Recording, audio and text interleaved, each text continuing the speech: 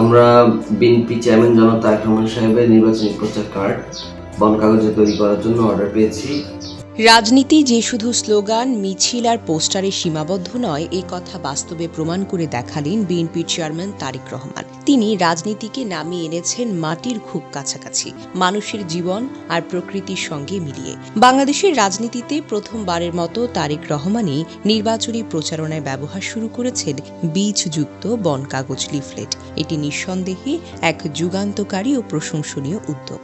এই বন কাগজ দেখতে সাধারণ কাগজের মতো হলেও এর ভেতরে লুকিয়ে আছে ভবিষ্যৎ। এতে মিশিয়ে দেওয়া হয়েছে টমেটোর বীজ, মরিচের বীজ, বিভিন্ন রকমের শাকসবজির বীজ। এই লিফলেটগুলো রাস্তা বা মাঠে পড়ে থাকলেও আবর্জনা হয় না। প্রথমে বৃষ্টির সংস্পর্শ পেলেও কাগজ গলে যায়, বীজ থেকে জন্ম নেয় নতুন চারাগাছ। অর্থাৎ একটি লিফলেট মানেই একটি নতুন প্রাণের সম্ভাবনা।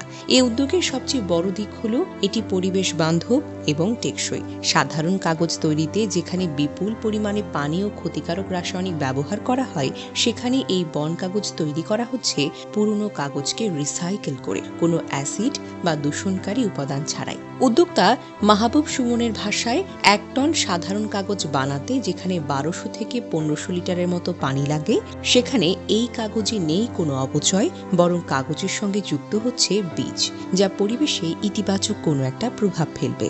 বগুড়া 6 আসন থেকে শুরু হলেও এই উদ্যোগ এখন ছড়িয়ে পড়েছে দেশের নানা প্রান্তে। ঢাকা, খুলনা, নীলফামারী, পটুয়াখালী সহ বিভিন্ন জেলা থেকে এই বন কাগজের অর্ডার আসছে। এটি প্রমাণ করে মানুষ এখন শুধু রাজনীতির ভাষণ নয়, রাজনীতির চিন্তা ও দায়বদ্ধতাও দেখতে চায়। নগর পরিকল্পনাবিদ ফয়সাল কবির শুভ মনে করেন, এই ধরনের লিফলেট পরিবেশে দূষণ কমাবে, গাছ জন্মাবে, কার্বন শোষণ করবে এবং অনেক পরিবার অন্তত কিছুটা হলেও নিজেদের প্রয়োজনীয় সবজি ঘরে পেতে পারে। অর্থাৎ রাজনীতি এখানে সরাসরি মানুষের জীবন মান ও পরিবেশের সঙ্গে যুক্ত। উল্লেখযোগ্য বিষয় হলো, এই বন কাগজ দিয়ে প্রচারণার ধারণাটি তারেক রহমান অনেক আগেই সামনে এনেছেন। রাজনীতিতে পরিবেশ বান্ধব চিন্তা, নান্দনিকতা ও দায়বদ্ধতার এমন ব্যবহার বাংলাদেশে খুব একটা দেখা যায়নি। তিনি দেখিয়ে দিয়েছেন, রাজনীতি মানে শুধু ভোট চাওয়া নয়, রাজনীতি মানে ভবিষ্যতের কথা ভাবা। সব মিলিয়ে বলা যায়, বন কাগজের লিফলেট শুধু একটি প্রচারণার কৌশল নয়, এটি হলো একটি বার্তা।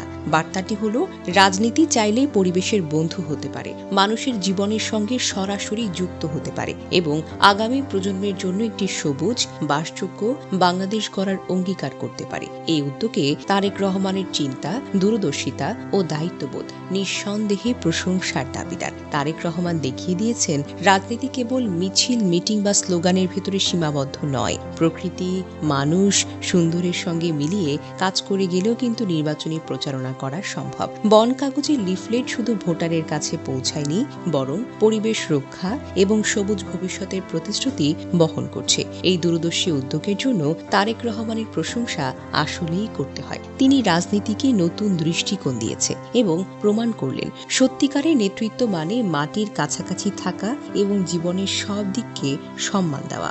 সবশেষে বলা যায়, এই সৃজনশীল উদ্যোগ প্রমাণ করে, রাজনীতি মানে শুধু মিছিল, মিটিং নয়, রাজনীতি মানে সুন্দরের চর্চা, দায়িত্ববোধ এবং আগামীর বাসযোগ্য পৃথিবীর অঙ্গীকার। আর সেই রাজনীতির পথে এক ধাপ এগিয়ে আছেন তারেক রহমান।